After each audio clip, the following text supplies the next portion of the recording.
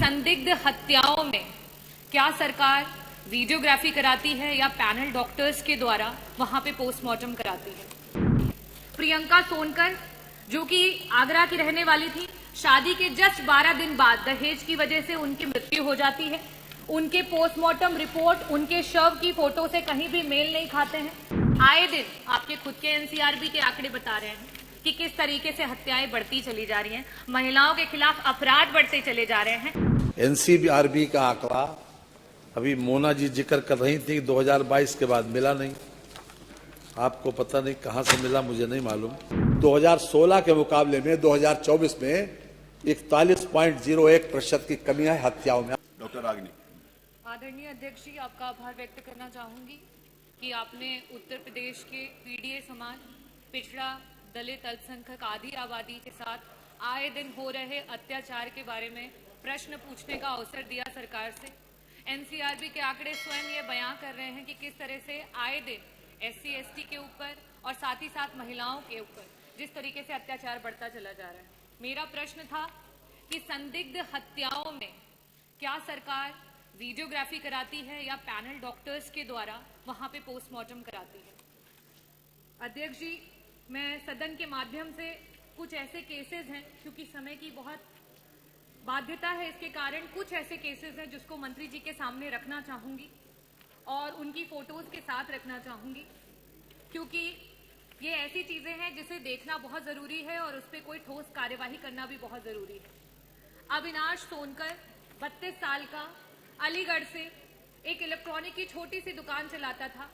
उसकी postmortem report में ये आता है कि उसका जो एग्जिट और एंट्री वुंड है वो उसकी शव की फोटो से मेल नहीं खाता है और पुलिस कहीं ना कहीं इसे ये दर्शा रही है कि वो एक सुसाइड है, जबकि पोस्टमार्टम रिपोर्ट में ये भी पाया गया है कि दोनों एग्जिट और एंट्री साइड पे जो बोन्स है वो फ्रैक्चर पाई गई हैं, जो कि सुसाइड में कनपटी से जब आप गोली चलाएंगे, बुलेट चलाएंगे तो ऐसी स्थिति में होना पॉसिबल नहीं है। तो पोस्टमार्टम की रिपोर्ट और साथ ही साथ जो शव की फोटो है उसमें कोई मेल नहीं है और ना ही यहाँ पे किसी पैनल ऑफ डॉक्टर ने इस पोस्टमार्टम को किया है और ना ही इसमें कोई वीडियोग्राफी की गई है।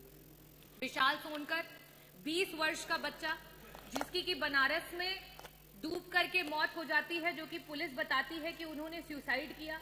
वो एक जिम्नास्ट हैं, वो एक जिम्नास्ट थे, एक स्विमर थे और जीन्स, बेल्ट और टी शर्ट पहन करके उनका जो शव है उसकी फोटो है, जो मैं सदन के पटल पे रखूंगी। और इन्हें बताया जाता है कि इन्होंने सुसाइड किया। वो कहीं ना कहीं हत्या है जिसमें पुलिस सिविल में उनके साथ नोकझोंक करती है, मारपीट करती है और उससे आहत होकर के वो डूब करके जान दे देते हैं। इनके पोस्टमार्टम में ना तो कोई पैनल ऑफ डॉक्टर्स है, ना ही वीडियोग्राफी की गई है। प्रियंका सोनकर जो कि आगरा की रहने वाली थी, शादी के जस्ट 12 दिन बाद दहेज की वजह से उनकी मृत्यु हो जाती है। उनके पोस्टमार्टम रिपोर्ट उनके शव की फोटो से कहीं भी मेल नहीं खाते हैं। जो शव की फोटो है उसमें पूरा का पूरा खून उनके कपड़े में लगा हुआ दिखाई दे रहा है, लेकिन पोस्टमार्टम रिपोर्ट में कहीं भी नहीं दिखा रहा है कि उनका कॉज ऑफ डेथ क्या है। वहां यहां तक डॉक्टर ने ये लिखा हुआ है कि cause of death can not be ascertain. ऐसे बहुत सारे पोस्टमार्टम रिपोर्ट्स हैं। विशुन पाल एक पीडीए समाज का व्यक्ति जिसकी हत्या हो जाती है, उसमें कई सारे लोग उसके लिए धरना देते हैं। 27 नामजद मुकदमे होते हैं, 100 अज्ञात मुकदमे होते हैं, लेकिन विशुन पाल जी की जब पोस्टमार्टम होती है तो उसमें ना तो पैनल ऑफ डॉक्टर्स है, ना ही वीडियोग्राफी है और बाद में उनको एक नॉर्मल डेथ करार कर दिया जाता है जिसपे कोई भी कार्यवाही नहीं होती है। ऐसे आए दिन बहुत सारे केसेस हैं जहां पे वीडियोग्राफी ना होने के कारण, पैनल ऑफ डॉक्टर्स ना होने के कारण एक दलित समाज का बच्चा उसके परिवार से चला जाता है। ना जाने कितनी आत्माएं जो हैं अशांत है सिर्फ और सिर्फ सरकार की नाकामी की वजह से, और वो परिवार रोज आए दिन कचहरियों के और आपके थानों के चक्कर काट रहे हैं। मेरा प्रश्न सरकार से ये है, मंत्री जी से ये है, सबसे पहला प्रश्न कि क्या सरकार ने कोई ऐसा नियम लागू किया है कि सारे के सारे जितने भी थाने हैं उत्तर प्रदेश में वहां पे सीसीटीवी की निगरानी में सारे कार्य हो रहे हैं? और अगर सीसीटीवी की निगरानी में नहीं हो रहे हैं तो क्या कस्टोडियल डेथ्स को लिबर्टी देने के लिए ये किया जा रहा है? मेरा पहला प्रश्न ये। मेरा दूसरा प्रश्न ये है कि सरकार जो पोस्टमार्टम की रिपोर्ट्स हैं उसमें और शव की पिक्चर्स में जो अनियमितताएं पाई गई हैं, अगर ऐसी जितने भी केसेस हैं उनमें वापस से जांच के लिए कोई स्पेशल टीम लगा करके उनको वापस से जांच कराएगी और साथ ही साथ सारे पोस्टमार्टम्स में, क्योंकि आज डिजिटलाइजेशन का जमाना है, तो क्या वीडियोग्राफी करा करके पोस्टमार्टम्स को कराने को शुरुआत करेगी? मेरा लास्ट सवाल आपसे ये है मंत्री जी कि आए दिन आपके खुद के एनसीआरबी के आंकड़े बता रहे हैं कि किस तरीके से हत्याएं बढ़ती चली जा रही हैं, महिलाओं के खिलाफ अपराध बढ़ते चले जा रहे हैं। ये रीसेंट डेटा पढ़ के मैं आ रही हूं, और अगर आप चाहेंगे तो मैं यहाँ टेबल भी कर दूंगी। आप इशारों से बताना चाह रहे हैं कि ये गलत है, चाहे वो महिलाओं के खिलाफ अपराध हो, जिसमें 1 लाख पॉपुलेशन में 60,000 महिलाएं हैं जो आए दिन अपराध का शिकार हो रही हैं। साथ ही साथ SC/ST कम्युनिटी का भी मैं टेबल कर दूंगी। मेरा आपसे आखिरी प्रश्न ये है कि जो परिवार अपने लोगों को खो दे रहा है, एक प्रजापति समाज के 2 बच्चे छोटी सी चाउमीन की दुकान चलाते थे जौनपुर में, मात्र थाने से 100 मीटर की दूरी पे गला रेत करके उनकी हत्या कर दी गई, और ऐसे ना जाने बहुत सारी वारदातें सामने आई हैं। इन परिवारों को, जहां से आज उनके भरण पोषण के लिए कोई नहीं बचा है, क्या सरकार उन परिवारों को कोई मुआवजा देगी और साथ ही साथ रोजगार की किसी स्कीम से जोड़ेगी? धन्यवाद। माननीय मंत्री जी।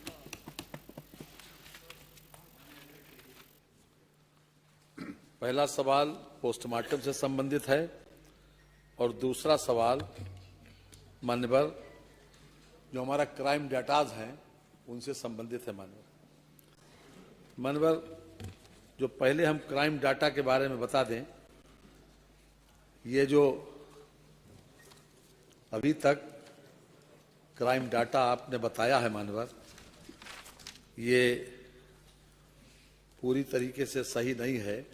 NCRB का आंकड़ा अभी मोना जी जिक्र कर रही थी 2022 के बाद मिला नहीं। आपको पता नहीं कहां से मिला, मुझे नहीं मालूम, लेकिन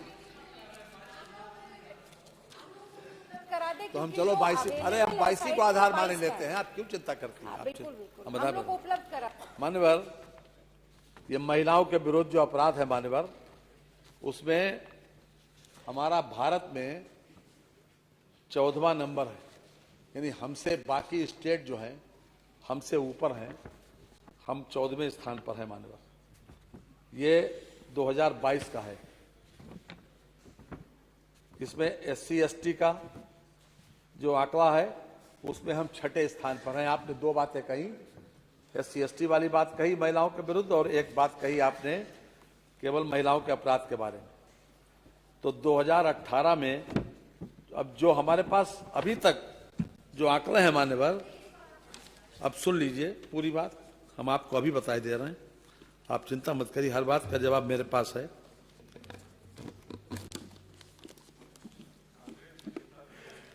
हैं? हाँ बिल्कुल सही बात है। देखिए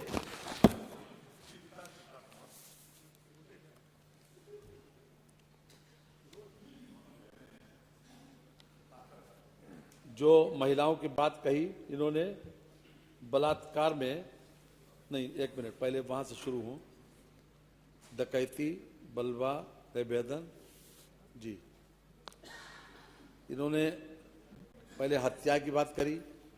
तो 2016 में हत्याएं हुई थी 4667, और 2023 में हत्याएं हुई हैं 2787, 2024 में हत्याएं हुई हैं 2753।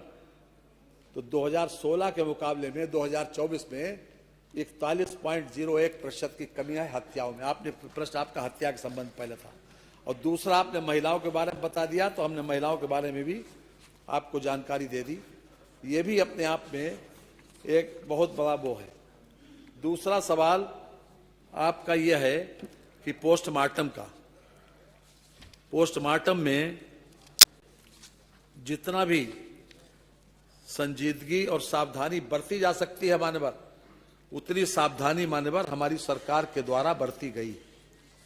ये अपने आप में रिकॉर्डेड फैक्ट है मान्यवर। जब यह सरकार हमारी आई तो सुप्रीम कोर्ट का एक जजमेंट आया, और सुप्रीम कोर्ट के जजमेंट जो है, that is suppose to be the law of the land, article 141 मान्यवर यह कहता है कि जो भी सुप्रीम कोर्ट का आदेश है वो हमको एज इट इज मान्य करना चाहिए, उसके लिए कोई शासनादेश की आवश्यकता नहीं है मान्यवर। और उसी के आधार पर 1 अगस्त 2017 को एक शासनादेश हमारी सरकार के द्वारा जारी किया गया, DGP के द्वारा, वो सभी वरिष्ठ पुलिस अधीक्षकों को प्रेषित किया गया और उसके बाद भी इसमें पूरी सावधानी बरती गई। उसके हम अगर आप हमें अनुमति दें तो उसकी 4 लाइनें हम पढ़ के सुना दें हमारे पास। ये इसका जो पैरा पेज 2 और पॉइंट 3 का F, ये इंटरनेट के ऊपर आपको मिल जाएगा। ये परिपत्र संख्या पुलिस डीजीपी संख्या 22/17 है, 1 अगस्त 2017 को जारी किया गया और इसकी postmortem must be conducted by the 2 doctors in the district hospital, one of them as far as possible should be in charge oblique head of the district hospital. Postmortem shall be videographed and preserved. ये हमारे शासनादेश की भाषा है जो supreme court के judgement के आधार के ऊपर हमने जारी किया है। जैसे ही सरकार आई, मार्च में सरकार आई और अगस्त में मान्यवर ये जारी कर दिया गया। अब बात आपके जो सवाल का दूसरा पार्ट है मान्यवर, आपने एक बात कही अलीगढ़ की, जो एक विशाल सोनकर की बात कही आपने, एक प्रियंका सोनकर की बात कही, एक आपने अविनाश सोनकर की बात कही और एक विष्णुपाल की बात कही। मान्यवर ये इंडिविजुअल केसेस की न तो आपने इसमें हमें क्राइम नंबर दिया, न हमको ये बताया कौन से सन का केस है। मान्यवर इंडिविजुअल केसेस की जिसके बारे में मान्यवर पहले से कोई जानकारी नहीं है तो वो तो आप दे नहीं, आप अपनी बात के वो कोट करने में वजन भले ही दे रही हो, लेकिन ये मेरे पास सूचनाएं नहीं है।